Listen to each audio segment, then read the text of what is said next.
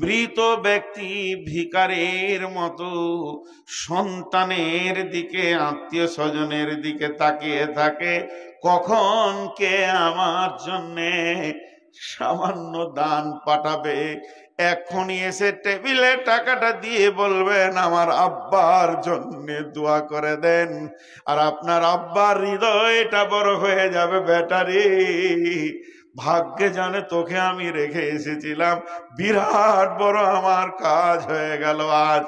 আপনি জানেন না আপনার মা কতদিন তাকিয়ে আছে, বলছে মইনুল রে বাপ 20টা টাকা একবার দিয়ে আয়, আমার নামে আজাব চলছে বাপরে।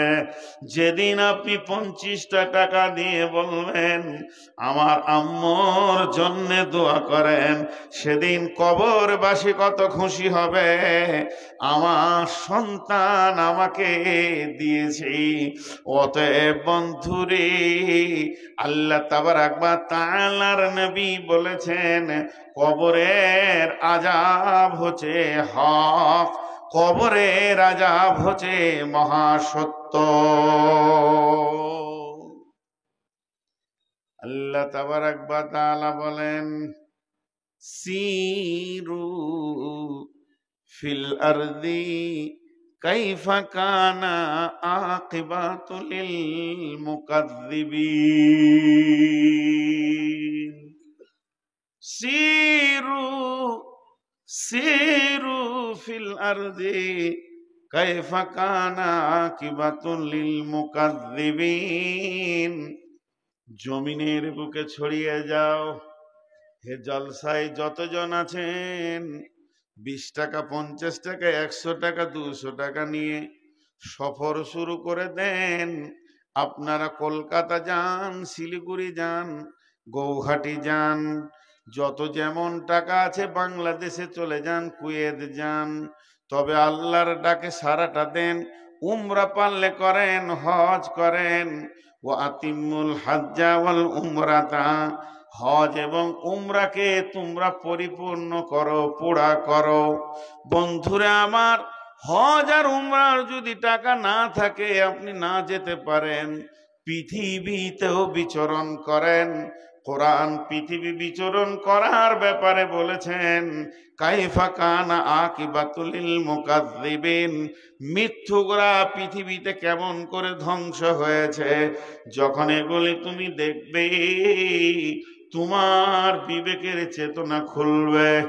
ইতিহাসে পড়েছেন আপনারা, শিশুকালে ক্লাস 3-তে যারা আমার বয়সে, পঞ্চপাণ্ডব ছিল, তারা ধ্বংস হয়ে গেছে। পঞ্চপাণ্ডবের বাড়িটা আমার বাড়ির পাশে, একবার গিয়ে দেখে আসবেন। সরকার তার কাটা দিয়ে ঘেরে দিয়েছে, তাদের সেই বিল্ডিং ভূমিধসে নিচে চলে গেছে। তাদের ছেলে মেয়ে, নারী পুরুষ, ঘোড়া হাতি যা ছিল একটাও তারা জীবিত নয়, মাটির নিচে চলে গেছে। তারা সেখানেই সলিল সমাধি, আজও পর্যন্ত সেই পাণ্ডব ঢাকা রয়েছে। বন্ধুরে আমার, এগুলো দেখলে বিবেকের চেতনা ঘুরবে। শেষ কথা বলি, যদি একেবারেই গরিব হন, যদি একেবারেই গরিব হন, কোথাও যদি না যেতে পারেন, একটা জায়গা যেতে বলছি, একবার যাবেন। এই আমলটা আমাদের কাছ থেকে বিলুপ্ত হয়ে গেছে। গভীর রাত্রিতে উঠে একবার গোরস্থানে গিয়ে আব্বা মায়ের কবর কিংবা দাদা দাদির কবরের পাশে চুপ করে দাঁড়িয়ে দেখবেন দৃশ্যটা কেমন লাগছে। এরাও তো মায়ায় পড়েছিল, এরাও তো মায়ার জালে পৃথিবীকে ঘেরে নিয়েছিল, এরাও তো এত সুন্দর সুন্দর অট্টালিকা পৃথিবীতে বানিয়েছে। আজকে তারা নাই, আজকে তারা মাটির নিচে শুয়ে গেছে। এর জন্য কবর জিয়ারত হলো একটা আমল। দলিল শুনেলেন, আল্লাহর নবী কখনো কখনো রাত্রিতে উঠে গারকুল বাকিতে চলে যেতেন, কখনো কখনো উহুদের প্রান্তে যেখানে 70 জন লাশ শুয়ে আছে সেখানে চলে যেতেন। আম্মা জান আয়েশা বলছেন, আমি বিছানায় যখন 2-1 দিন পেতাম না, তখন মনে মনে ভাবতাম না জানি নবী আমার অন্য কোনো বিবির বাড়িতে চলে গেছেন কিনা। তাই আমি একদিন করলাম কি, ঘুমানোর ভান করে পড়ে আছি আর দেখব নবীজি যেন অন্য সতীনের বাড়ি না চলে যায়। 17-18 বছরের কচি মহিলা আম্মু জান ঘুমানোর ভান করে পড়ে আছেন। বিশ্ব নবী গভীর রাতে উঠেছেন, উঠার পরে তিনি হাত মুখ কুচলি উজু টুজু করে কাপড় চাদর গায়ে দিয়ে বের হতে শুরু করেছেন। এমন সময় আম্মা জান আয়েশাও বলছেন, আমি গোপনে গোপনে রসুলের পেছন দিয়ে হাঁটতে শুরু করলাম।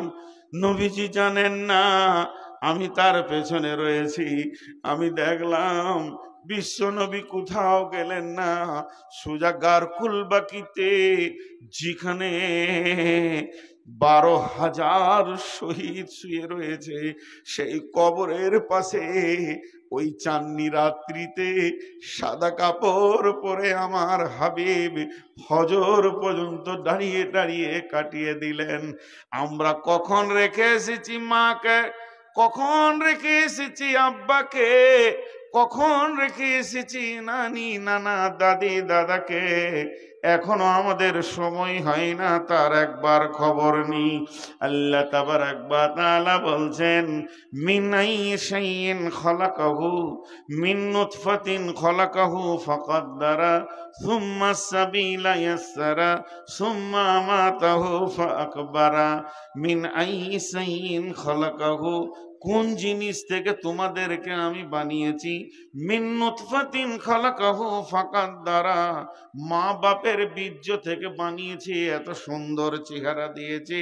সুম্মা আমাতাহু ফাআকবারা, আবার তোদের এই চেহারাটাকে আমি মারব, লাশ বানিয়ে তোদেরকে কবরে ভরব। আল্লাহর চ্যালেঞ্জটা দেখেন। মিন আইয়িন খালাকাহু মিন নুতফাতিন খালাকাহু ফাকাদ্দারা সুম্মা সাবিলা ইয়াসসারা সুম্মা আমাতাহু ফাআকবারা। বিশ্ববাসীরে, যে দিন থেকে তোদেরকে আমি বানিয়েছি, 2টি বীর্যকে এক জায়গায় শুক্রাণু ডিম্বাণুকে করে তোর মতো সুন্দর পুরুষটাকে আমি বের করলাম, মহিলাকে বের করলাম। সুম্মা সাবিলা ইয়াসসারা, যে রাস্তা দিয়ে তুমি পৃথিবীতে এসেছো এটা সোনার দরজা নয়, বরং পেচ্ছাবের রাস্তা দিয়ে 2 বার বের হয়েছো। একবার বাপের পেচ্ছাবের রাস্তা দিয়ে, আর একবার মায়ের পেচ্ছাবের রাস্তা দিয়ে তুমি পৃথিবীতে এসেছো। কিসের এত তোমার অহংকার? সুম্মা সাবিলা ইয়াসসারা, আমি সেটাকে আসান করে দিয়েছিলাম, তবেই মা তোমাকে পৃথিবীতে এনেছি। সুম্মা আমাতাহু ফাআকবারা, এরপরে তোমাকে আমি আল্লাহ মারব, মরার পরে তোমাকে কবরের ভিতরে আমি নিয়ে যাব। পৃথিবীর কোন শক্তি আটকে দিতে পারবে না। একবার খবির ডাকাতের কবরের পাশে গিয়ে তুমি দাঁড়াও, যদিও সেটা নেগেটিভ, তারপরও তোমার বিবেকের চেতনা বলবে 500টা মার্ডার করার পরও খবিরকে আজরাইল ছাড়ে নাই, 1000টা মার্ডার করার পরও কালু ডাকাতকে কবরে নীরবে শুতে হয়েছে। তাহাজ্জুদের নামাজে জলিল চাচার কোনোদিন কামাই ছিল না, সেও যেন কবরে এসে ঘুমিয়ে গেছে। অতএব বন্ধুরে, আমার আল্লাহ ক্লিয়ার বলে দিয়েছেন, তোমরা রেডি হয়ে যাও, একদিন তোমাদেরকে আমি কবরে শুয়াবো।